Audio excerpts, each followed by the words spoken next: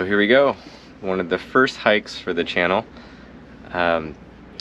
It's Sunday, June 6th, just before noon, and Clara would like to join me, but she has to work. She's covering a race out in Europe right now. And I am going to go up to the Dana Point Headlands, which is just up there. So it'll be a quick hike. It's not that big, it's just a small little loop up on the headlands up here, and we'll look for some target species. So it's an excellent example of coastal sage scrub, maritime scrub as well, so the species I think we're going to look for today will be Encelia californica, again with the species name californica, some buckwheat, and the buckwheat here is pretty unique. That's actually pretty low growing compared to a lot of buckwheat that can be a little bit more of a mid-sized shrub. The nursery I work for, Tree of Life, we actually selected and introduced a species of buckwheat, this particular one, Eriogonum fasciculatum, which has a wide distribution around California, especially here in Southern California. But this one's really low and can only grow about a foot, almost like a ground cover. So we ended up taking a cutting of it and introduced it into the horticultural trade as Eriogonum fasciculatum, cultivar name Dana Point. And it's become pretty popular, and it's very drought tolerant, as you can tell. I mean, it lives here naturally with very little rainfall throughout the year. So in someone's garden, it does really, really well and provides a lot of habitat for native butterflies and bees. It's a great pollinator plant. So when we go out there, we're gonna look for buckwheat, Eriogonum fasciculatum. We're going to look for Encelia californica, and there's some rare bird species as well. The California Gnatcatcher is, I don't know its exact listing, but I'll look it up and put it in the description. But it's in really bad shape with the habitat that's available for it. So this one particularly is kind of isolated to this little bluff on the headlands there, and so luckily we're able to conserve it and have some land designated for it, and they seem to be doing okay, but it's something that needs to be monitored. So we're gonna go out, see if we can find it, and yeah, let's go for a hike.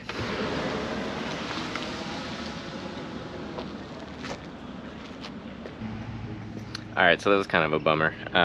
So they're closing out the trails due to COVID, and it is a limited trail. It's a real narrow passage for people to get by and everything, so it's all well intended. So it's not closed completely, it just is today for today's hike, but so they have limited hours. So looks like Tuesdays, Thursdays, and Saturdays, 8 a.m. till noon. So we'll come back next Saturday.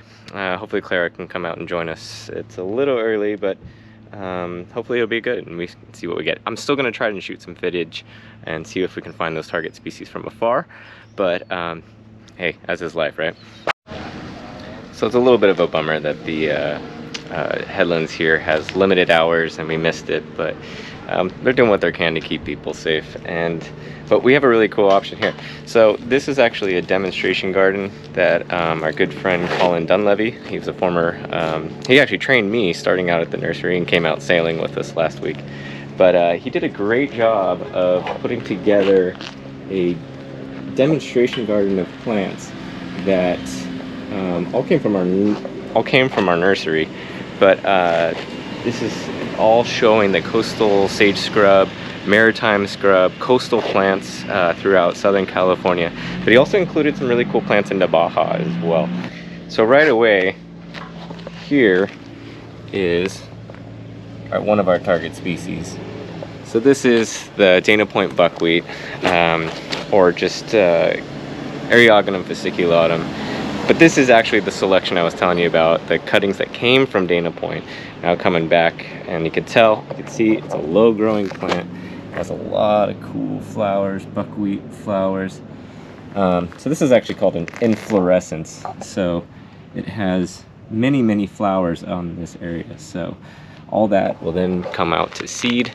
Currently it's open and providing flower and nectar for butterflies, our native bees, and any other flying pollinator. But as this goes to seed, which is what's happening quite a bit out into the wildlands right now, that's going to provide a lot of seed for our birds that are seed eaters.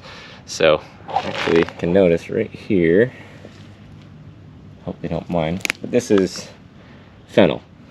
And this is, yeah, like your cooking fennel, it is an invasive species throughout the coastal sage scrub area, which we can see right here. So hopefully we're just going to do our part to help remove that. But yeah, if you do have it in your area, you can cook with it, eat it, but try to remove as much as you can and remove the seeds as they can spread out into the wildland. Let's show you a few other plants here. All right, so here's one of my favorite plants. This is a really great plant in the garden, and also just for pollinators in general. It's California wishbone, also known as Mirabilis laevis. The species name I think used to be californica, which hey, it is what it is. But I do love those species names that have our boat name in them.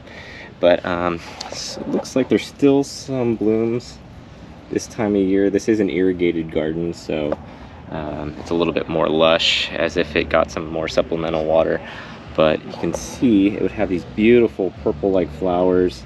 Right now it's going to seed, and actually, let's see, there's a seed right there.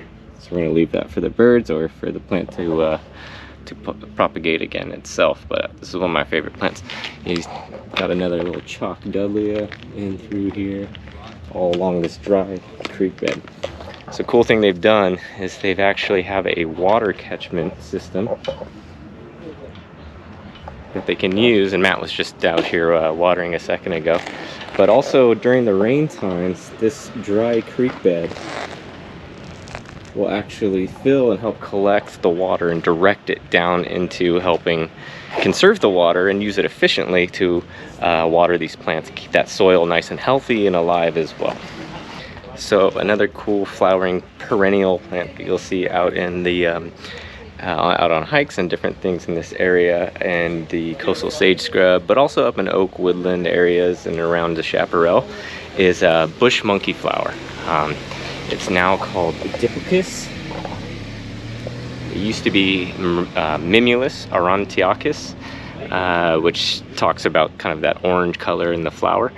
But some people, it's called monkeyflower. I don't know if you can see it. I don't know if it'll show up well on the camera here. But it should have like a monkey-like face in it. I don't quite see it, but see what they're going at. But it's a really important pollinator plant.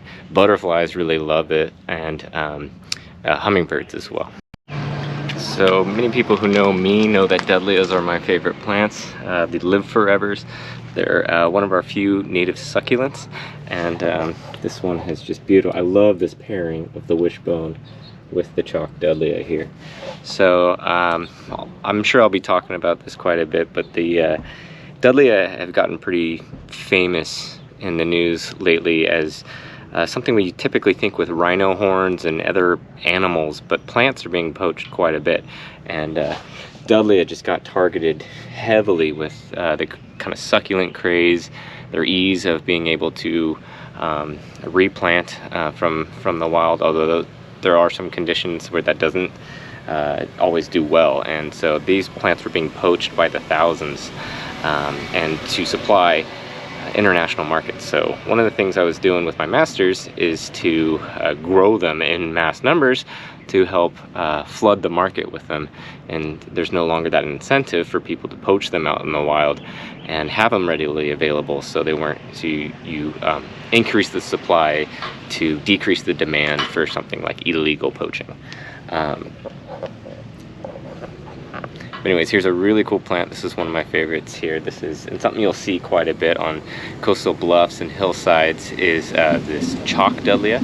It's a succulent in the Crassulaceae family, which refers to its crassulacean acid metabolism. I had to practice that.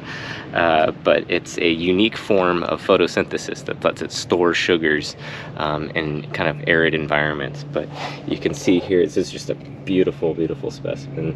And yeah, it has these nice succulent leaves. It helps it throughout the year, and this sunscreen like chalk that literally acts like a sunscreen, but also helps repel water in and around the plant.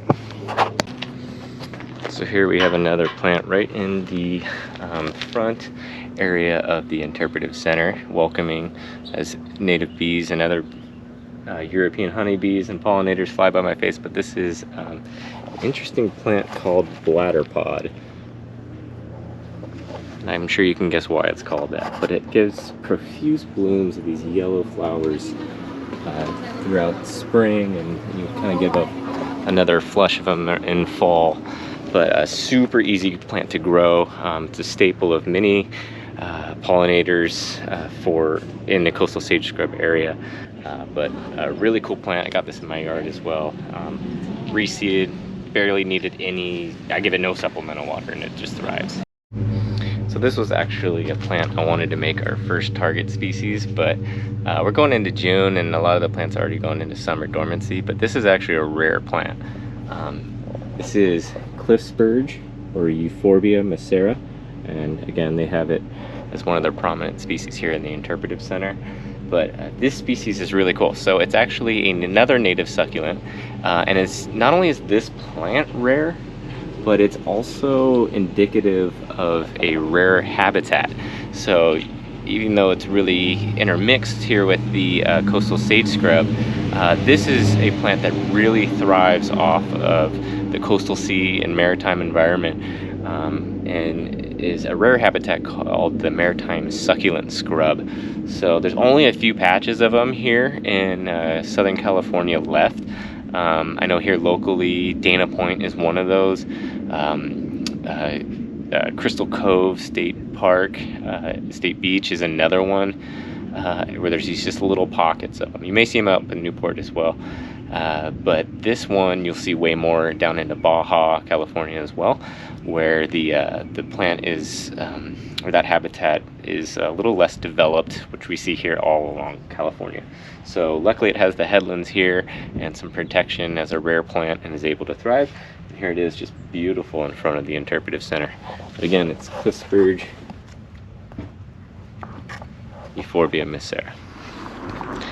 So although the Dana Point Headlands trail was closed due to their limited hours and COVID restrictions, we're still going to go down. There's some other hiking trails for the city that's available that still kind of highlight that coastal sage scrub habitat. So we actually have two different species, actually two different genuses as well, of cactus here in the coastal sage scrub area, and that kind of also in that maritime scrub. But they actually show different plant anatomy that really kind of distinguishes them.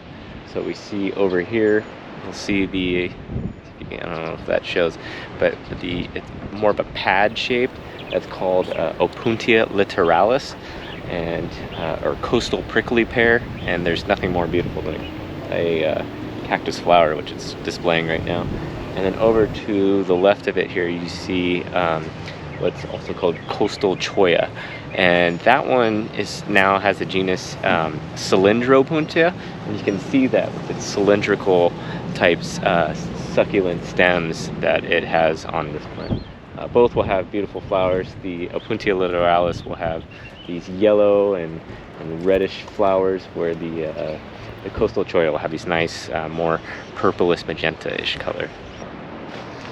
Okay, so here's another cool plant that's part of that maritime succulent scrub.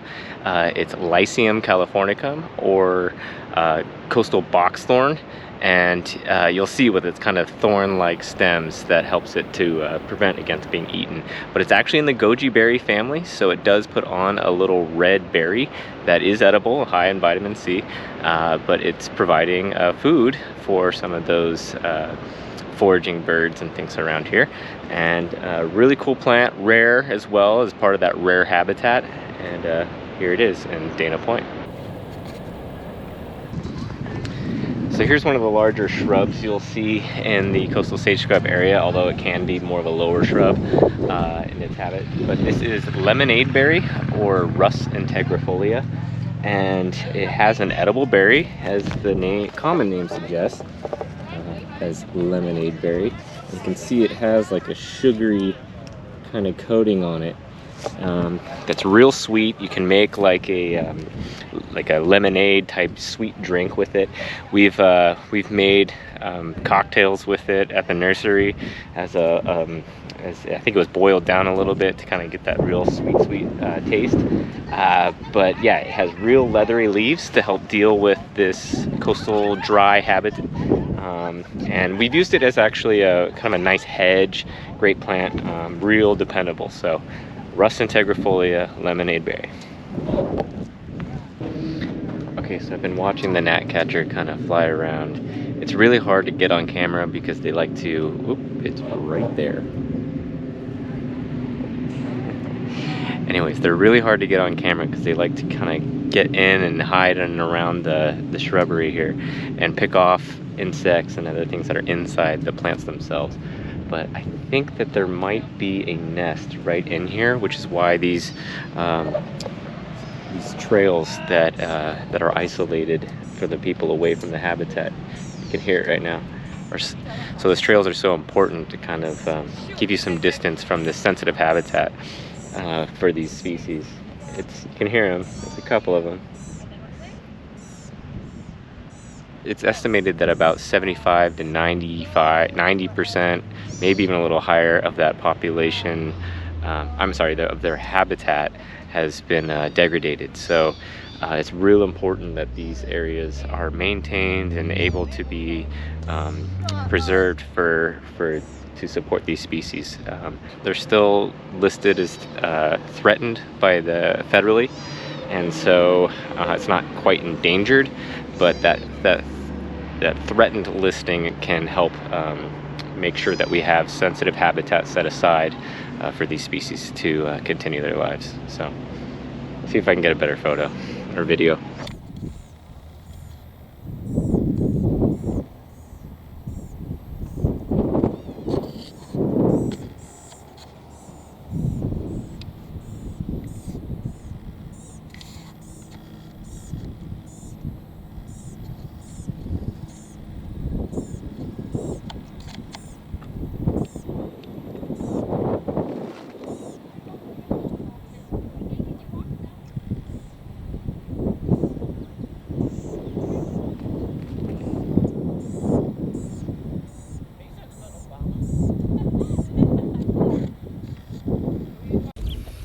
Alright, so my GoPro died, so hopefully the audio is okay.